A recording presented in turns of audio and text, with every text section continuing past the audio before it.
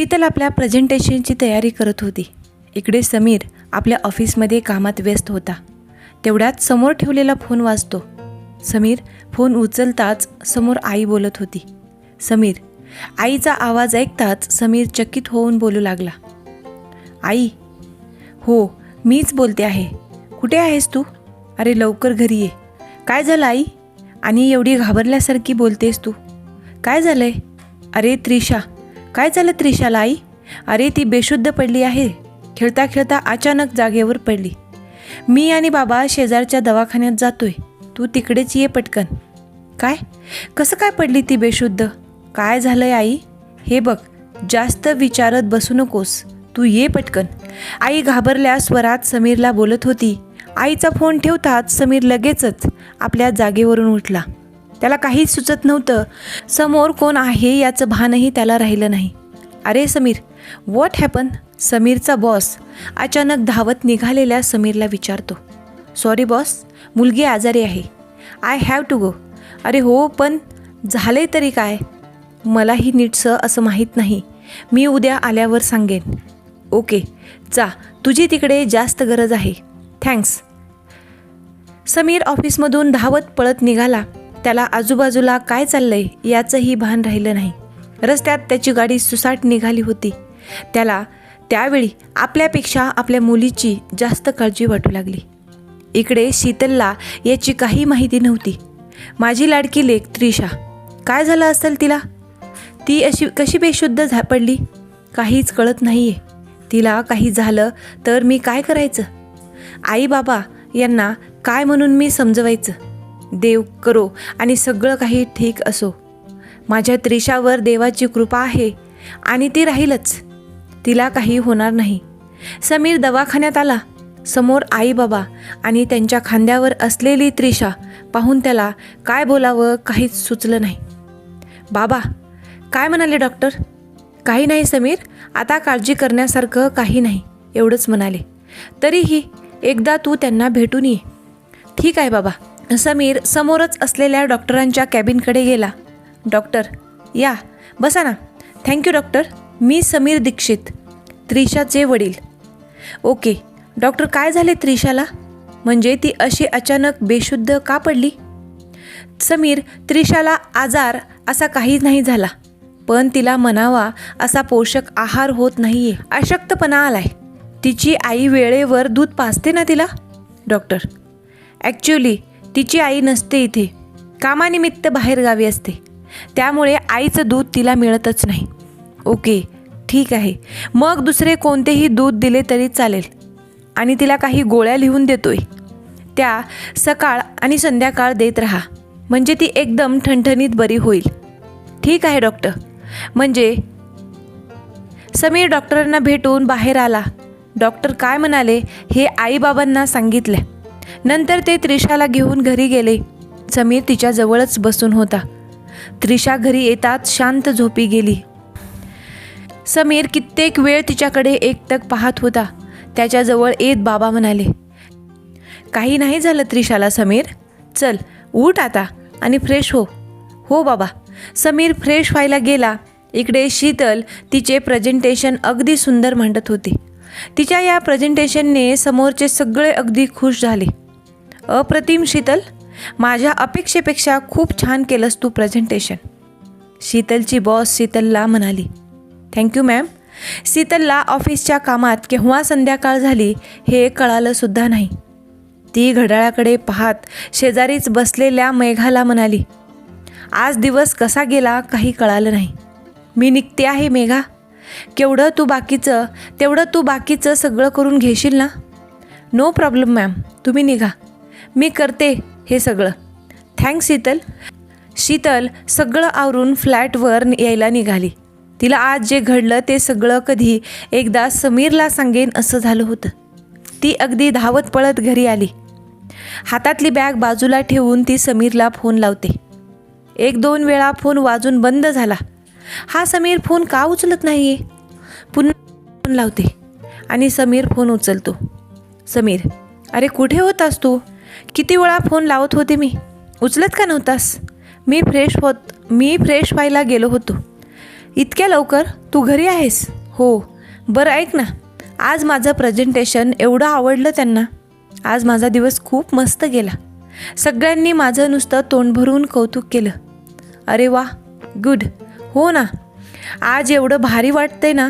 इकडे आल्यापासून मला माझ्या मनासारखं असं काही वाटतच नव्हतं. पण आज वाटते. छान. समीर थोडं तुटक बोलला. कित्येक वेळ शीतल समीरला आज काय झालं हे सांगत राहिली. समीर फक्त ऐकत राहिला. बरं तू ऑफिसमधून लवकर का आलास घरी? शीतलने असे विचारताच समीर क्षणभर शांत झाला. काही नाही, असंच. समीरच्या बोलण्यातला रुक्षपणा शीतलला जाणवल्या वाचून राहिला नाही. काहीतरी झालंय हे तिला लक्षात आलं. काय झालंय समीर? सांगशील का? आज तुझा मूड खूप चांगला आहे शीतल. आज राहू दे ना, उद्या बोलू आपण. समीर, काय झालंय? आणि त्रिशा कुठे आहे? झोपली आहे त्रिशा. औषध दिलं आहे आईने तिला आल्यावर आणि ती झोपली. औषध कसलं? आज त्रिशा खेळता खेळता अचानक बेशुद्ध होऊन पडली होती. काय झालं त्रिशाला समीर? मला आत्ताच्या आत्ता तिचा आवाज ऐकायचा आहे. शीतल शांत हो. काय शांत हो मी समीर? आणि तुला साधा एक फोनही करावासा वाटला नाही मला? मी तिची आई आहे समीर. शीतलच्या डोळ्यात पाणी आले. ती काय बोलत आहे हेही तिला कळत नव्हतं. क्षणात तिच्या डोळ्यासमोरून त्रिशाच्या अनेक आठवणी येऊन गेल्या. डॉक्टर म्हणाले अशक्तपणा आहे तिला. होईल ती नीट. शीतल, तू तुझ्या कामात लक्ष दे. आम्ही आहोत तिची काळजी घ्यायला. समीर, मी येते तिकडे. शीतल, ऐक माझं, एवढं काही झालं नाहीये. नाही समीर, मी येते तिकडे. ऑफिस काम असं सोडून नाही येता येणार शीतल तुला. ते काही मला माहीत नाही. मी येते समीर. मला नाही चैन पडणार इकडे.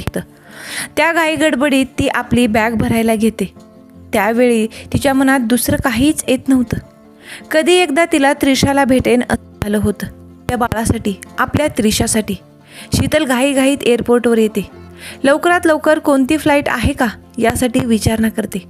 सॉरी मॅम, पण फ्लाईटला अजून 2 तास तरी लागतील. याआधी एकही फ्लाईट नाही का? नाही. पुढे काय करावं या विचारात असताना ती बसने प्रवास करण्याचा विचार करते. थोडा जास्त वेळ पण हळूहळू मी घराच्या दिशेने पुढे जात राहील या विचाराने शीतलने बसने जाण्यासाठी निघते. हे सगळं माझ्यामुळे होत आहे. त्रिशाच्या अशा परिस्थितीला मीच जबाबदार आहे. मला पुढे जायचं होतं. पंख पसरून आभाळात झेप घ्यायची होती. पण हे सारं काही एकटी मी करू शकते. या वेड्या गैरसमजातून मला आज इथे आणून ठेवलं आहे. कशासाठी केला मी हा हट्टास? चांगलं घरी राहिले असते, त्रिशाची काळजी घेतली असते. पण नाही, मला मात्र वेगळंच राहायचं होतं. पण मला काही कळलंच नाही की मी अपूर्ण आहे त्रिशाशिवाय. मी अधुरी आहे समीरशिवाय. हो, मी अधुरी आहे. समीरला मी नकळत म्हणाले होते की अनाथ मुलेसुद्धा जगतात, वाढतात, आयुष्य घालवतात. पण आईशिवाय तेही तितकंच अपूर्ण आहे. सगळं काही माझ्यासाठी मी पाहिलं. पण नशिबाने माझ्या आयुष्यात आलेल्या त्रिशाला मी एकटं सोडलं. हो, मी एकटं सोडलं. मी खरंच खूप वाईट आहे. मी जन्म देऊन तिची आई झाले, पण आईची कर्तव्ये पूर्ण करण्यात मी कमी पडले. खरंच खूप माझं चुकलं. भरधाव वेगाने निघालेल्या बसमध्ये शीतल शांत बसून होती. तिच्या मनात विचारांचा गोंधळ चालू झाला होता. तिचं मन केव्हाच जवळ आले होते. समीर शीतल येणार म्हणून तिची वाट पाहत बसला होता. आईला हे सांगताच तीही शीतलची काळजी करत होती. समीर, अरे मध्यरात्र उलटून गेली. शीतल अजून कशी नाही आली आहे? एवढी काय घाई केली तिने यायची? सकाळी निघाली असती तर बरं झालं असतं. आई, बसनं येते ती. फ्लाईट मिळाली नाही तिला. वेळ तर लागणारच ना. एवढ्या रात्री बसने यायची काही गरज होती का? शीतल ऐकत नाही. शीतल ऐकत म्हणून नाही कोणाचं. आल्यावर तिला चांगली रागवणार आहे मी. हो आई, रागावच तू तिला. पण आधी येऊ तरी दे तिला. हो, बरं अरे जेवण तरी करून घे आता. आज उपाशीच राहायचा विचार केला आहेस तू? आई, मला ना भूकच नाही आता. शीतल येईपर्यंत मला काही दुसरं सुधारणार नाही बघ. समीर आणि आई दोघेही शीतलची वाट पाहत बसले. आता समीरला शीतलची काळजी वाटू लागली होती. पहाट व्हायला लागली होती समीर, तरीही शीतल अजून आली नव्हती. समीर सारखा दरवाजाकडे जाऊन बाहेर डोकावून पाहत होता. तेवढ्यात मागून शीतल आल्याचा आवाज आला. समीरने मागे वळून पाहिले. ती शीतल होती. शीतलने क्षणाचाही विचार न करता समीरला मिठी मारली. तिच्या डोळ्यात क्षणात पाणी आले. समीरने तिला आपल्या मिठीत घेतलं. बाजूला उभ्या असलेल्या आईलाही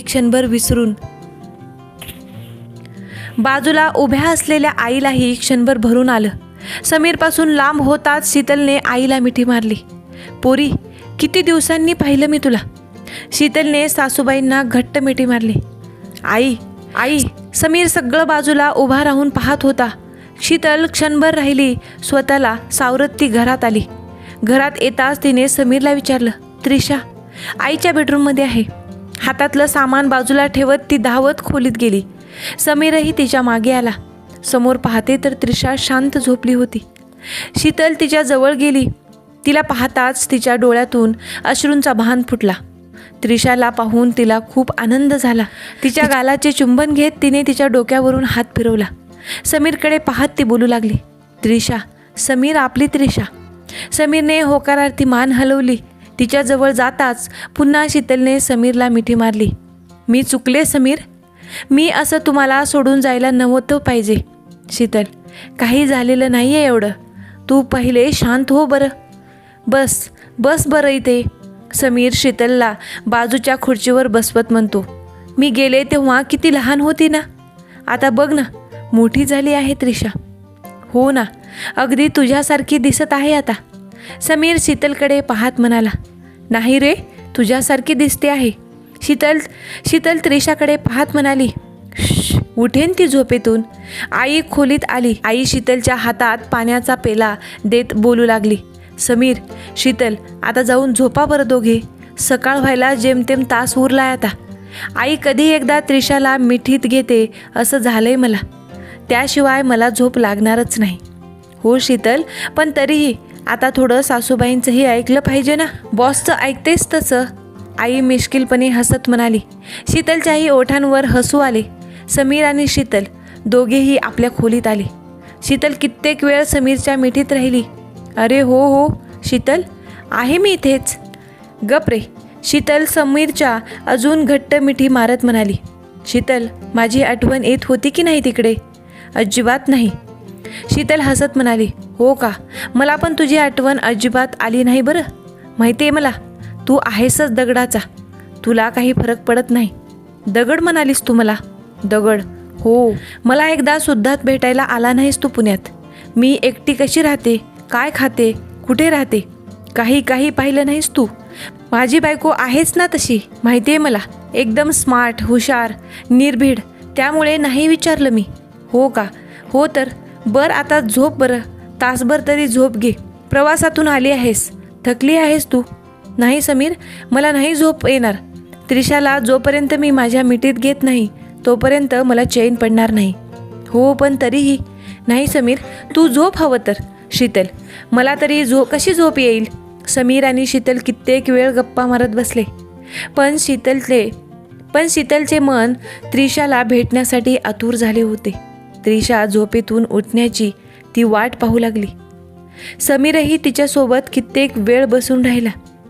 शीतलने समीरला ऑफिसबद्दल सांगितले. ते दोघं कितीतरी वेळ बसून राहिले. शीतलने समीरला ऑफिसबद्दल सांगितले. समीरनेही आपल्या मनातल्या कित्येक गोष्टी शीतलला सांगितल्या. या गप्पा गोष्टी चालू असतानाच शीतल आणि समीरला आईच्या खोलीतून त्रिशाचा दंगा करतानाचा आवाज आला. समीर, त्रिशा उठली बहुतेक. हो समीर. शीतलच्या डोळ्यातून एक वेगळीच चमक दिसू लागली.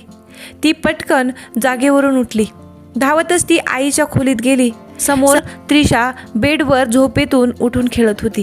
क्षणभर तिने शीतलकडे पाहिले. शीतलही क्षणभर तिच्याकडे पाहत राहिली. शीतलच्या डोळ्यात पाणी आले. ती धावतच त्रिशाच्या जवळ गेली. तिला मिठीत घेतले. तिच्या चेहऱ्यावर तिने कित्येक वेळा चुंबन केले. हे सगळं होताना त्रिशा एकटक शीतलकडे पाहू लागली. तिच्या बालमनाला काही कळलं नव्हते. त्रिशा, मी आई आहे तुझी. ओळखलंस ना मला. समीर आणि आई मागे उभा राहून हे सगळं पाहत होते. अचानक शीतल जवळून त्रिशा रांगत रांगत आजीकडे गेली. आजीच्या जवळ जाऊन ती शीतलकडे अनोळखी असल्यासारखे पाहू लागली. ये बाळा, ओळखलं नाहीस ना मला तू? मी तुझी आई आहे ग. शीतल जणू आपलं भान हरपून बोलत होती. समीर शीतलजवळ जाऊन तिला सावरू लागला. शीतल, शीतल ओळखेल तिचा, थांब जरा. खूप दिवसांनी तू समोर आलीस म्हणून बावरली आहे ती. नाही समीर, रागवली आहे ती माझ्यावर. असं मी तिला एकटं सोडून गेले ना म्हणून. त्रिशा ऐक ना, आता नाही मी तुला सोडून जाणार कुठं. ये बाळा, जवळ ये आईच्या. शीतल त्रिशाकडे हात पुढे करून बोलते. त्रिशा मात्र अनोळखी असल्यासारखे शीतलला फक्त पाहत राहते. समीर शीतलला कसेबसे म्हणून आपल्या खोलीत घेऊन येतो. शीतलला समजवण्याचा प्रयत्न करतो. शीतल शांत हो. हे बघ, खूप दिवसांनी तुला पाहिलं ना, त्यामुळे तशी ती करते. बघ थोड्या वेळाने रांगत रांगत तुझ्याकडे येते की नाही ते. नाही समीर, त्रिशा विसरून गेली रे मला. आपल्या आईला विसरून गेली ती. ज्यावेळी मी तिच्या सोबत होते तेव्हा तिला काहीच समजत नव्हतं. आता ती माणसं ओळखायला लागली आणि तेव्हाच मी तिच्याजवळ नव्हते. असं काही नाही आहे. समीर कित्येक वेळ शीतलची समजूत काढत राहिला. त्रिशा आपल्या आईला ओळखेल का? शीतलचा त्रिशापासून दूर जाण्याचा निर्णय हा योग्य होता का? तुम्हाला काय वाटतंय ते कमेंटमध्ये सांगायला विसरू नका. तुम्ही व्हिडिओ शेवटपर्यंत पाहिलात त्याबद्दल तुमचे मनापासून आभार. असेच नवनवीन व्हिडिओ पाहण्यासाठी व्हिडिओला लाईक करा, शेअर करा आणि आपल्या चॅनलला नक्की सबस्क्राईब करा. भेटूयात पुढच्या भागासोबत. तोपर्यंत धन्यवाद.